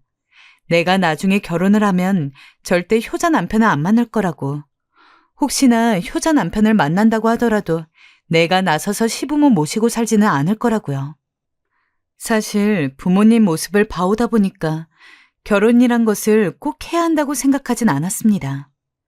물론 부모님이야 빨리 결혼을 해라, 얼른 결혼해서 아이 낳고 해야지 안정된 가정을 이룰 수 있다며 제가 얼른 결혼하기를 바라셨지만 마땅한 사람이 없기도 했고 무엇보다도 아무나랑 결혼할 순 없는 거니까 제 나름대로도 좋은 사람이 있어야 결혼을 하든 말든 고려라도 해볼 텐데 남자친구를 사귀어도 그렇게 오래 간 적이 없었습니다. 또 헤어졌어? 아니, 너는 어떻게 남자친구를 사귈 때마다 이렇게 금방 헤어지니? 걔가 이번엔 결혼하자고 하는 거야. 만난 지 1년도 안 됐는데 무슨 결혼? 아니, 싫다고 했더니 바로 헤어지자고 하더라. 아니, 너 나이면 이제 결혼 생각 할 만하지? 아니, 정말 안 할 거야, 결혼? 네, 남자친구와 이별이 빠른 이유는 간단했습니다. 남자들이 죄다 저를 사귄 지 얼마 되지도 않아서 은근슬쩍 결혼 이야기를 꺼내며 이제 우리 결혼하자. 부모님 먼저 뵈러 갈까? 라며 혼자 북치고 장구치고 하는데 어떻게 그런 사람이랑 오래 만나겠어요. 애초에 결혼 생각도 크게 없었기에 떡줄 사람은 생각지도 않는 발언이기는 했지만 아무리 그 남자와 결혼하지 않을 거라고 하더라도 애초에 결혼을 쉽게 생각하는 그런 마음을 가지고 있는 사람과 길게 인연을 이어가고 싶지가 않았습니다. 나중에 어머니 역시 제게 조심스레 물어봤지만 이 모든 이야기를 어머니에게 자세히 할 수는 없었기에 그냥 성격이 안 맞아서 취향이 나랑 달라서라며 핑계를 댔죠. 그러다 만나게 된 것이 지금의 남편이었습니다. 남편은 제가 사귄 남자들 중에서 처음으로 섣불리 결혼 이야기를 꺼내지도 않았으며 부모님에 대한 효심을 깊게 드러내는 말도 한 적이 없었습니다. 이 사람을 만나면선 결혼을 하게 된다면 이런 남자랑 하면 좋겠다라는 생각이 자연스럽게 들더라고요. 누구랑 사귀기만 하면 얼마 안 가서 금방 헤어지던 제가 오랜만에 1년 이상 만나는 남자가 생기자 어머니는 내심 이제 우리 딸이 결혼하려나? 하며 저의 결혼 소식을 기다렸습니다. 은미야, 그 남자 엄마한테 데려와봐. 엄마가 봐줄게. 응? 이번 주말 어떠니? 엄마, 아직이요. 아직 우리끼리 결혼하자고 얘기 나온 건 아니라서요. 조금만 기다려줘. 어머니는 기대감을 잔뜩 드러내시며 저리 물었지만 전 그럴 때마다 뒤로 미루었습니다. 물론 저도 좋은 사람 만나면 결혼을 할 생각이 있었기에 지금의 남편과 조금 더 만나게 되면 정말 진지하게 이후의 관계까지 생각해 봐야겠다 싶었지만 그래도 저에게는 확신이 필요했거든요. 분명 그런 이야기에 일절 없이 결혼을 했는데도 불구하고 막상 결혼하고 나면 손바닥 뒤집듯이 바뀌는 경우도 있었으니까요. 나 사실 당신한테 할 말이 있어. 나는 옛날부터 우리 엄마가 친할머니 모시느라 힘들어하는 것만 봐서 절대로 그렇게는 안 살 거라고 다짐해왔어. 그래서 말인데 나는 우리 부모님은 딸인 내가 챙길 거고 반대로 당신도 당신 부모님은 스스로가 챙겼으면 해. 물론 반대로 당신한테 우리 부모님 수발 들어달라고 부탁하지도 않을 거야. 당신을 좋아하고 당신이랑 결혼하면 괜찮을 것 같다고 생각하고 있지만 이 부분이 나랑 맞지 않으면 나는 솔직히 지금 관계를 더 이어가는 게 힘들 것 같아. 직설적이라면 직설적이었을 겁니다. 하지만 괜히 돌려 말하면서 어줍지 않은 기대를 품게 하고 싶지도 않았습니다. 그리고 애초에 저의 이런 말에 화를 내면서 관계를 끊을 사람이면 빨리 끊어내는 게 저로서도 좋은 일이었으니까요.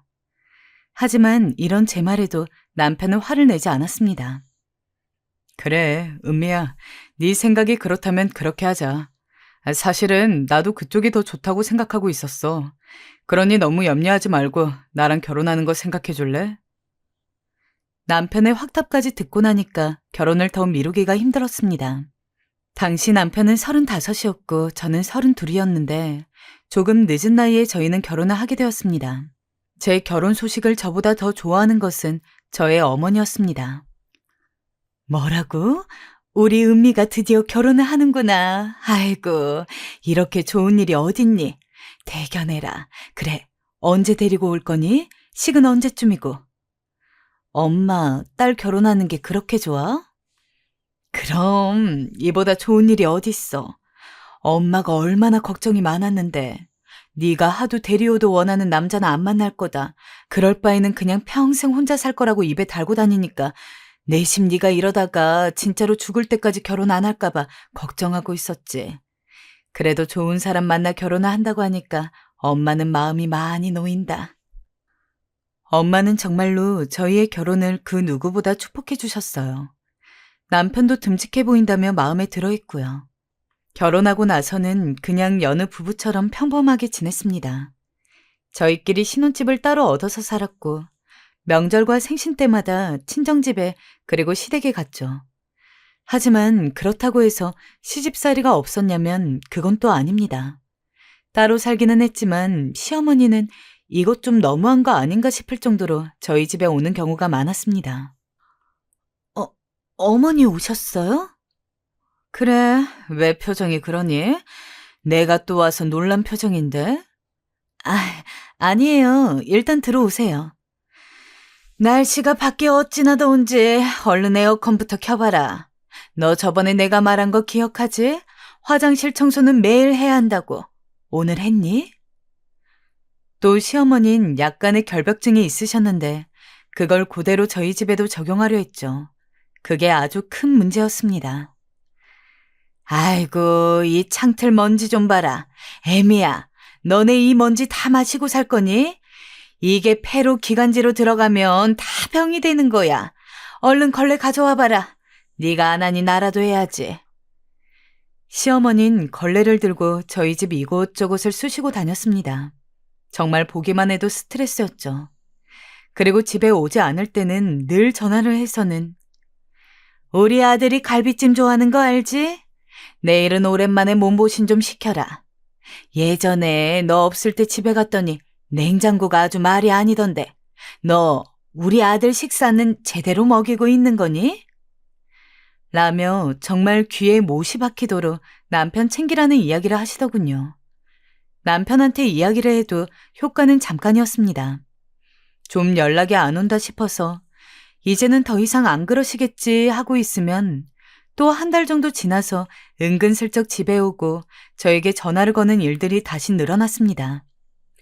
정말 엄청 스트레스를 받고 있었는데 그때 예상외로 저를 도와주신 게 바로 시아버지였습니다. 그때가 아마 추석이었을 거예요. 시댁에 가서 전을 부치고 상을 차리고 있는데 시어머니가 다가와서는 또 이것저것 잔소리를 하더군요. 계란물을 이 정도만 무치면 어떡해? 더 듬뿍 묻혀서 부쳐야 맛이 좋지. 동그랑땡은 준비했니? 저번 추석에 네가 만들었던 게 맛이 없어서 혼났다 아주. 그래도 그 정도는 참아 넘기는 게 예의라 생각해서 정말 꾸역꾸역 네 어머님 하면서 받아 넘기고 견뎠습니다. 하지만 제가 아무런 말도 안 하니까 시어머니는 그것에 기세등등해진 건지 밥을 먹으면서도 저한테 계속 잔소리를 하시더라고요.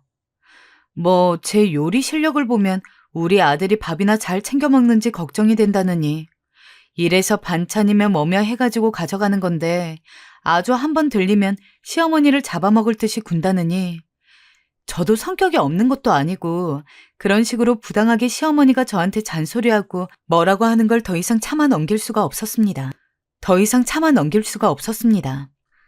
어머님, 죄송한 말씀이지만 저희 집은 제가 알아서 잘하고 있어요. 어머니가 말씀하시는 것도 한두 번이야 조언이라고 생각하고 감사히 받아들이지. 일주일에 두세 번도 넘게 오시고, 심지어는 제가 없을 때 와가지고 제 짐도 막 건드리시고 그러는데, 아무리 남이 아니라 어머님이라고 해도 그거는 예의가 아닌 것 같아요. 방문을 하실 거면 애초에 남편이랑 저한테 모두 얘기를 해야 되는데, 어떤 때는 남편한테만 이야기하고 어떤 때는 말도 없이 오시고, 제가 어떻게 안 불편할 수가 있어요? 당연히 혼날 걸 각오하고 던진 말이었습니다. 시어머니는 어리 빠진 듯 어버버하면서 절 손가락질하고, 온기 가득했던 밥상 앞이 진짜 한순간에 쎄해지는 기분이 느껴졌죠. 순간 이번만 더 참을 걸 그랬나? 하고 후회가 됐지만, 언젠가는 한 번 정도 이야기를 했어야 할 것 같은 말이었기에 일부러 더 당당하게 앉아 있었습니다.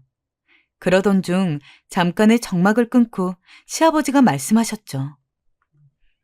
당신, 요새 뻔질나게 밖을 들락날락 거린다 했더니 잘 살고 있는 애들 집에 갔다 온 거였어? 내가 그런 것 좀 하지 말랬잖아. 며느리가 얼마나 불편하면 이 자리에서 이런 얘기까지 하겠어. 그리고 뭐 일주일에 두세 번? 아니, 거길 당신이 그렇게 많이 갈 이유가 대체 뭐야? 앞으로는 절대 가지 마. 미안하다, 아가야. 나한테 들켰으면 내가 진즉하지 말라고 했을 텐데, 앞으로 내가 못 가게 단단히 단속하마. 뭐라고요? 당신 지금 내 앞에서 며느리 편 드는 거예요? 애가 대체 살림을 어떻게 하고 사는지 당신이 알아요? 창틀에 먼지도 한가득이고 화장실에도 물때가 있고, 난 그런 거 못 본다고요. 왜 애들 사는 집을 당신이 신경 써? 당신은 당신 집이나 신경 쓰면 되지. 그리고 저번에 내가 말했잖아. 첫째 며느리한테도 괜히 시집살이 시키지 말라고. 이번엔 이게 둘째로 옮겨간 거야? 허튼 생각하지 말고 앞으로 들락거리는 거 내 눈에 보이기만 해봐. 알았어? 남편에게는 먼저 결혼한 형이 하나 있었는데, 알고 보니 남편이 저와 결혼하기 전에는 시어머니가 형네 집에 들락거리며 저한테 하는 것과 똑같이 그쪽 며느리에게 뭐라고 했나 봅니다. 그걸 알게 된 시아버지가 길길이 날뛰어서 시어머니는 더 이상 이전처럼 잔소리를 하거나 시집살이를 시키진 못했는데, 마침 제가 남편과 결혼을 했으니 옳다구나 하고 그 모든 것들이 저에게 집중이 된 것이었어요. 시아버지가 음성을 높이니 시어머니는 꿀먹은 벙어리가 돼서 아무 말도 못하고 있었습니다. 아버지, 그 정도만 하세요. 라고 남편이 조용히 이야기를 했으나 시아버지는 오히려, 너는 너네 엄마가 그런 줄 알았으면 네 아내 생각해서라도 먼저 나서서 그러지 좀 말라고 해야 되는 거 아니야? 남편이 돼가지고 아내가 의지도 못하겠다. 오히려 너보다는 네 아내가 더 강단이 있어 보이네. 앞으로 또 네 엄마가 그러는데 너 제대로 못 말리면 그때는 내가 가만히 안 있을 줄 알아라. 라며 제 편을 들어줬습니다. 얼마나 어깨가 으쓱거리는지 밥 먹는 내내 기쁨의 웃음 때문에 광대가 올라가서 참느라 죽는 줄 알았습니다. 그에 반해 시어머니와 남편은 잔뜩 풀이 죽은 얼굴이었고요. 식사를 다 하고 상을 치우면서 슬쩍 시아버지에게 다가가 감사하다고 하니까 시아버지는 제 어깨를 툭툭 두드리면서, 앞으로 또 이런 일 있으면 그때는 나한테 이야기해라. 내가 다 막아줄 테니까. 라며 다시 한번 위로해 주었습니다. 그나마 시댁 식구들 만나는 게 아주 힘들지 않았던 이유는 전부 시아버지가 있었기 때문입니다. 정말로 시아버지가 아니었으면 시어머니의 그 집착에 가까운 시집살이를 어떻게 견뎠을지. 아마 제 성질을 못 이겨서 결국 남편이랑 이혼하는 것까지 고려해봤을 것 같습니다. 아무튼 그날 이후 시어머니는 절대 이전과 같은 간섭을 제게 하지 않았습니다. 덕분에 저의 결혼 생활은 그 어느 때보다도 평온했죠. 오로지 남편과 저, 그리고 이후 나온 자식만 생각하면 되니까 사는 게 힘들어도 그럭저럭 버틸만 했습니다. 언제는 아버님의 손을 꼭 잡고 이렇게 말씀드린 적도 있죠. 아버님, 감사해요. 제가 아버님 덕분에 많이 편해졌어요. 아시죠? 됐다. 그런 걸 가지고 뭐 고마워하기는. 네 시애미가 좀 유별난 구석이 있긴 해도 마음이 못된 사람은 아니야. 말이 좀 뾰족해서 그렇지. 네가 그런 점들은 너그러이 이해해줘라. 네, 알겠어요, 아버님. 하지만 어느 날 너무도 충격적인 소식을 알게 되었죠. 바로 시아버님이 돌아가셨다는 이야기였습니다. 암으로 투병을 하고 계시긴 했어도 설사 이렇게 빨리 가실 줄은 상상도 못했던 터라 얼마나 가슴이 아프던지 저는 거의 오열을 하다시피 병원으로 향했어요. 우리 아가 잘 살아야 한다. 항상 사랑한다. 알지? 아버님. 아버님은 힘없이 제 손을 잡으시며 저 말 한마디 하시고 세상을 떠나셨어요. 아무리 시부모 간섭 없이 부부끼리의 삶을 추구하는 저일지라도 시아버지가 돌아가셨을 때만큼은 정말 펑펑 울었던 것 같습니다. 20년 넘게 결혼 생활을 지속하면서 때로는 남편보다 더 제 편이 되어주었던 분이 바로 시아버지였으니까요. 너무 갑작스럽게 돌아가신지라 마음의 준비를 할 시간도 없었습니다. 1년에 두세 번 정도만 얼굴을 보는 것이 다였는데 정말 이럴 줄 알았으면 적어도 시아버지만큼은 직접 시간을 내서 한번 만나가지고 며느리로서 식사라도 대접할 걸. 후회가 너무도 짙었지만 이미 돌아가신 시아버지를 앞에 두고 제가 할 수 있는 일 없었습니다. 그리고 시아버지가 돌아가신 이후 남편은 시어머니와 자주 대화를 하는지 종종 저에게 시어머니에 대해서 이야기를 하고는 했습니다. 엄마가 아빠 돌아가시고 너무 힘들어하시는 것 같더라. 요즘 밥도 잘 안 먹으시는 것 같고 밤에 잠이 안 오신다네. 일을 어떻게 하면 좋지? 그래, 당신이 아들이니까 어머님 좀 잘 좀 보살펴 드려. 연락도 자주 드리고. 전화를 해도 어쩔 때는 안 받으실 때도 있어. 엄마가 걱정돼 죽겠어. 알잖아, 우리 엄마 아빠 금술 좋은 부부셨던 거. 그러니 이 상황에서 엄마가 얼마나 힘이 들겠어. 사실 저도 마음이 좋지 않았어요. 며느리인 저 역시 슬프지만 사실 이런 상황에서 제일 힘든 건 시어머니였으니까요. 하지만 이후에도 계속해서 엄마가 어쨌더라 저쨌더라 하면서 시어머니의 아주 작은 일거수일투족까지 미주알 고주알 이야기하니까 뭔가 이상하더라고요. 바라는 게 있나 싶고. 당신 요새 어머님 이야기 되게 많이 꺼낸다. 처음에는 그냥 아버님 돌아가시고 나서 어머님 걱정돼서 그런 건 줄 알았는데 솔직히 지금 되게 이상한 거 알아? 당신 나한테 뭐 바라는 거 있어? 아니, 그건 아니고 솔직히 말해도 될까? 사실은 엄마가 무릎이 아프고 거동이 힘든 상태라서 병원을 다녀야 하거든.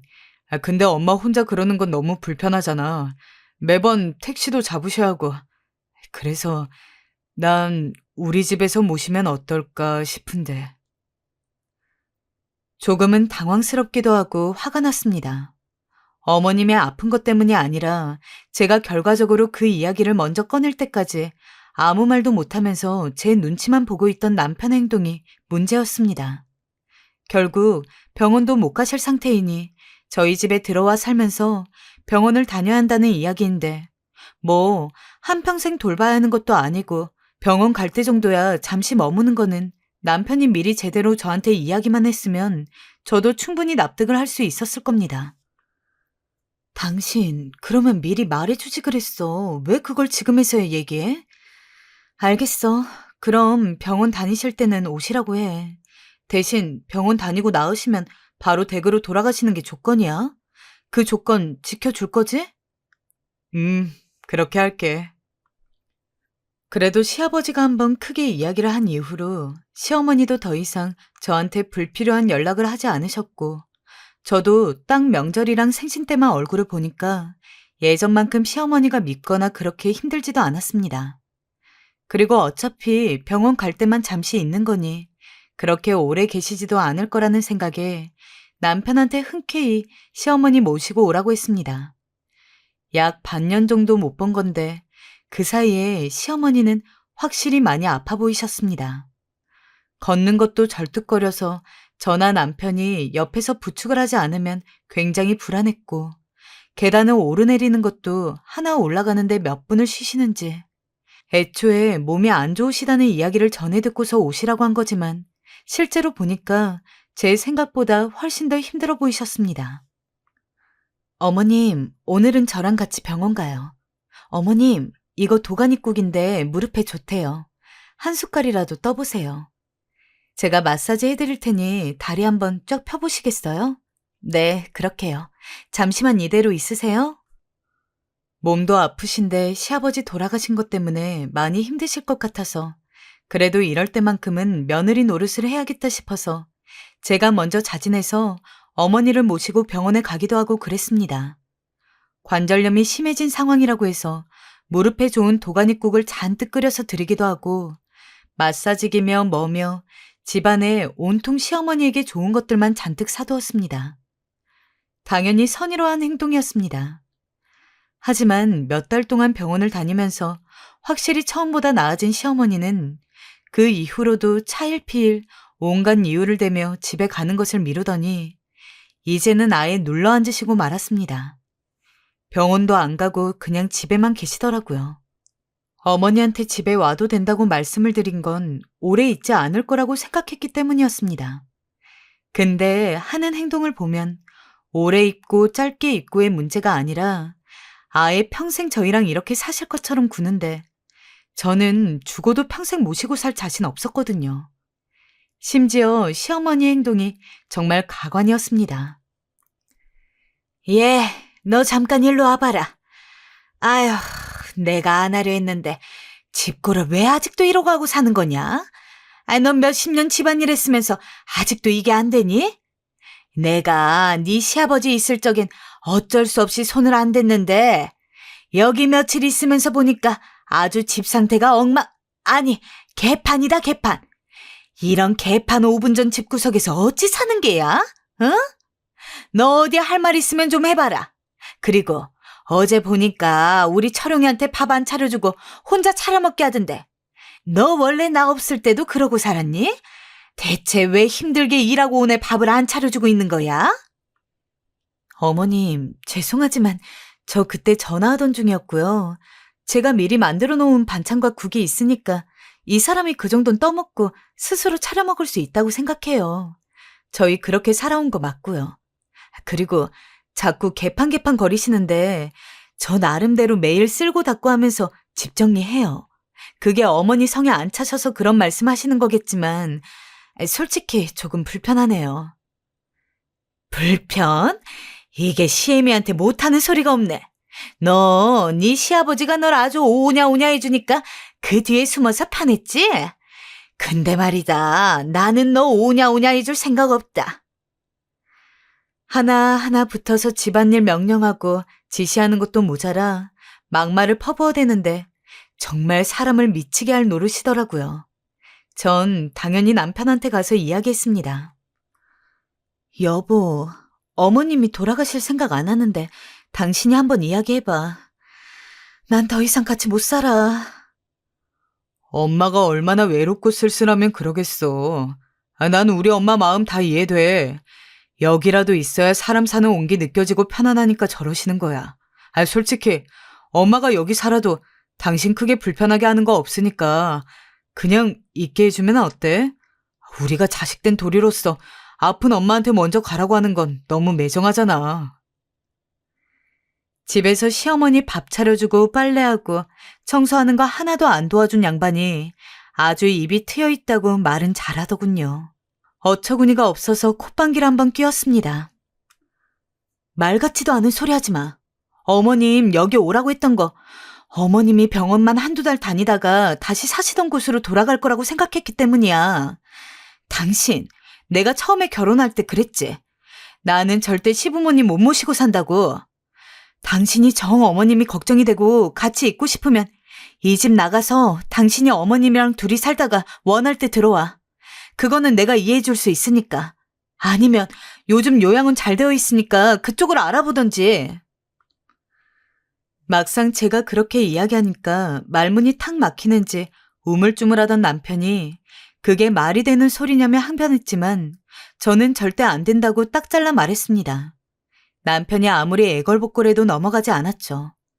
친구한테 이 이야기를 했는데 한 친구는 제가 똑부러지다고 그러는데 한 친구는 그래도 가족이 됐는데 너무 매정하다고 그러더라고요. 내심 그 말을 듣고 나니 정말 세상 제일 나쁜 며느리가 된 것 같아 억울하고 그랬어요. 결국 남편이 말해 어머님이 다시 집으로 돌아가셨는데 남편이 시위라도 하는지 그 이후로 맨날 술만 먹고 들어오기 시작했어요. 넌 참 매정하고 이기적이다. 어떻게 우리 엄마를 집에 그대로 보낼 생각을 하냐? 네가 우리 엄마를 버린 거야. 너 우리 엄마 거기서 고독사라도 하면 어쩔래?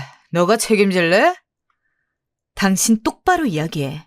난 애초에 당신이 그렇게 어머님 모시고 싶으면 여기 나가서 어머님이랑 살다 와도 된다고 말까지 했어. 근데 무슨 내가 어머님을 버려? 어머님은 당신 부모야. 내 부모 아니고. 내가 모셔야 할 부모님은 따로 계셔. 그렇게 효도하고 싶으면 당신이 해야지. 왜 나한테 그래? 그러니까 네가 이기적이라는 거야. 우리 엄마가 그래도 너 며느리랍시고 가끔 저녁 해주고 그런 건 기억도 안 나지? 넌 아마 바늘로 찔러도 피 한 방울 안 나올 거다. 내가 어떻게 너 같은 여자랑 같이 사는지 속 답답해. 남편도 어지간히 취했는지 제게 꽥꽥 소리를 지르더군요. 이렇게 정냄이 없는 인간일 줄 몰랐다면서 그 말에 기가 차서 이야기했습니다. 그래, 그럼 이참에 갈라서자. 뭐? 나 같은 여자랑 못 살겠다며. 그럼 갈라서자고. 이젠 아주 협박을 하네. 당신 잘 생각해봐. 만약에 우리 엄마 아프면 당신이 집안일, 빨래, 청소, 요리 다 하고 우리 엄마 모시고 맨날 병원 가고 그럴 거야? 돌아가시는 그 순간까지? 당신이 만약 정말로 그럴 자신 있으면 어머님 다시 모시고 와. 그러면 나도 받아들일게. 뭐? 장모님을, 내가? 내가 왜? 장인어른이 계시잖아. 기막혀. 그러니까 우리 엄만 그렇게 모실 자신 없고 난 당신 어머니 모시라는 거지? 더 이상 당신이랑 할 말 없고 내 입장은 똑같아. 싫으면 당신 말대로 갈라서. 참 꿀먹은 벙어리처럼 아무 말도 못하는 남편의 모습을 보니 한숨만 절로 나왔습니다. 대리 효도는 안 시킬 것 같아서 결혼했더니 이건 뭐 사기 결혼도 아니고. 그런데 기막힌 건 다시 시어머니가 오셨다는 거예요. 저한테 전화를 하셔선 갑자기 큰 가방 몇 개를 가지고 집에 들어오시더군요. 어머니, 어쩐 일이세요? 이 가방은 또 뭐고요? 뭐긴 뭐야. 니네 집에서 살 거니 몇 개 짐 좀 챙겨온 거지. 네? 너 설마 내가 나간 거 정말 아예 나간 거라 생각한 거니? 아니 나는 그럴 생각 없다. 난 니네랑 살 거야. 그때 내가 간 건 짐 정리하러 간 거다 얘. 나 좀 더우니까 물부터 일단 떠와봐라. 내 짐 정리도 좀 하고. 기가 차 한숨이 흘러나왔어요. 그리고 이젠 안 되겠다 싶어 솔직하게 말씀드렸습니다. 어머님, 저 어머님이랑 못 살아요. 왜? 못 산다니? 그게 무슨 말이냐? 어머님, 저희 집에 있으실 때 저한테 어떻게 하셨어요? 사사건건 다 집안일 간섭하시고 저한테 이거 해라 저거 해라 지시하셨죠? 저 그런 어머니 모시고 살 자신 없어요. 저도 이제 나이 들어서 몸 아프고 스트레스 받는다고요. 그러니 죄송하지만 나가주셔야겠어요. 뭐야? 너 단단히 미쳤구나. 미쳐도 단단히 미쳤어. 내가 너 그간 봐준 건 이뻐서가 아니야. 다 네 시아버지 때문이었지. 하도 며느리들한테 관심 끌어하니까 꺼준 거다. 근데 대체 네 시아버지도 없는 마당에 뭘 믿고 그러는 거냐? 너 어디 감히 시애미한테 말을 그따위로 해? 너 이러는 거 사돈도 아시니? 결국 그날의 싸움은 점점 더 커졌고 시어머니는 그 사이 제 집으로 들어와 아이 방 한 칸을 차지하고 나오질 않으셨어요. 그리고 그날 밤 남편이 들어왔을 때 시어머니가 쪼르르 나와선 남편 다리를 붙잡고 엉엉 울었습니다. 나 정말 속상해 죽겠다. 이래서 늙으면 죽어야 하나 보다. 죽어야 해. 네? 엄마, 진정하고 말씀해봐요. 무슨 일이에요? 여보, 우리 엄마 왜 이래? 글쎄 얘가 나한테 뭐라 하는지 아니? 나 못 모시고 산댄다. 나 같은 시어머니 트세다고 기세다고 죽어도 못 모시고 산대. 내가 뭐 그리 몹쓸 짓을 했니? 지난 몇십 년간 니들이 필요한 거 다 해주고 베푼 죄밖에 없는데 아이고. 말도 안 나오더군요. 거짓 눈물 흘려가며 남편 붙잡고 저러시는데 무슨 연극 보는 줄 알았습니다. 전 더 그 꼴 보기 싫어 그냥 밖으로 나가버리려 했어요. 근데 그때 갑자기 남편 눈빛이 돌변하더니 절 콱 붙잡더라고요. 어디가 당신? 우리 엄마한테 저렇게 말한 거 사실이야? 사실이냐고? 남편은 악에 바친 듯한 얼굴로 제게 소리를 질러댔고 순간 그 모습이 우습게 느껴지기까지 했어요. 사실이면 어쩔래? 근데 제 말이 끝나자마자 갑자기 볼이 확 달아오르더군요. 네, 바로 남편이 제 얼굴에 손을 댄 겁니다. 저도 놀라고 시어머니도 놀라고 남편마저 자신이 순간적으로 저지른 행동에 놀란 듯 했습니다. 이게 도대체 무슨 일인지. 결혼 생활 내내 말싸움은 있었지만 이런 식으로 절 때린 건 처음 있는 일이었어요. 순간 맞은 것에 대한 고통보다 분노와 모멸감이 먼저 차오르기 시작했어요. 내 앞에 있는 이 인간을 용서할 수 없겠더라고요. 전 곧바로 남편의 머리채를 붙잡았고 미친 듯이 뒤흔들었습니다.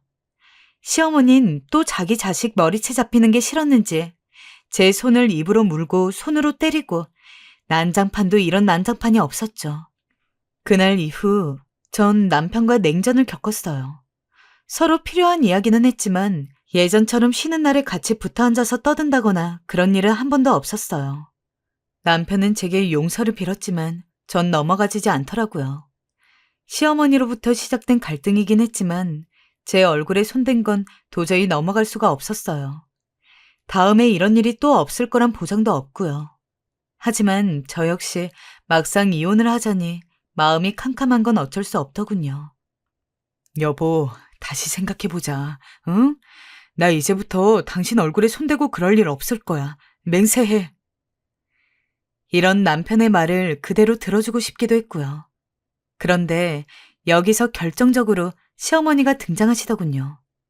시어머니는 이 모든 일을 겪고 제가 이혼 생각을 한다고 하니까 불현듯 제 방문을 열고 들어오시더니 예, 너 우리 아들이랑 이혼한다며? 그래, 잘 생각했다. 나도 우리 아들이 너무 고생하는 것 같아서 언제고 내가 니네 둘 갈라서게 하려 했는데 네가 그리 해주니 고맙구나. 이왕이면 얼른 이혼하고 따로 떨어져 살아라. 기생충같이 우리 집안에 들어와 남편 등골만 휘게 만드는 여잔 차라리 없는 게 나으니까. 마지막 말은 정말 말 그대로 충격적이었습니다. 표독스런 얼굴에 독이 잔뜩 올라 저렇게 말하시는 시어머니. 여러분은 두고 보실 수 있나요? 전 그러지 못했습니다. 그냥 서둘러 하루빨리 인연 끊어야겠다는 생각이 들더군요. 더군다나 남편은 시어머니가 제게 이런 말을 한 걸 알면서도 시어머니 편을 들 뿐 제게 사과조차 하지 않았습니다. 그런 남편의 태도에 너무 실망해 결국 이혼을 결정했고 지금 남편과 이혼하고 혼자 살고 있습니다. 그런데 며칠 전 시어머니에게서 연락이 한 통 왔더라고요. 기가 막혀 여러분들에게 좀 알려드리고 합니다. 며느라, 내가 잘못했다. 나 병원도 다시 다녀야 하는데 같이 가줄 사람이 없구나. 내가 늙은 나이에 그만 너한테 못할 말, 해선 안 될 말 다 해버렸다. 미안하다. 날 용서하고 다시 집에 들어와 줄 순 없겠니? 언뜻 보면 사과 문자인 듯하지만 그냥 결국 병원 같이 가줄 사람이 필요해 저한테 연락하신 거였어요. 전 바로 거기에 답장해드렸어요. 저 이제 어머니 며느리 아닙니다. 다른 곳에서 사람 찾으세요. 라고요. 아마도 전 남편이 제대로 어머니를 돌보지 않은 모양입니다. 자기 엄마 하면서 끔찍하게 생각하더니 모시는 건 왜 안 모시는 건지 웃기더라고요. 아무튼 여러분, 전 아픈 시어머니 버린 쓰레기지만 그래도 행복합니다. 마음이 우선 편하고 숨 쉬며 사는 것 같거든요. 여러분께서도 지나치게 시어머니 눈치 보시지 마시고 할 말 다 하며 사시기 바랍니다. 무엇보다 우리 며느리들 정신건강이 최고 아니겠어요? 지금까지 사연 들어주셔서 감사합니다.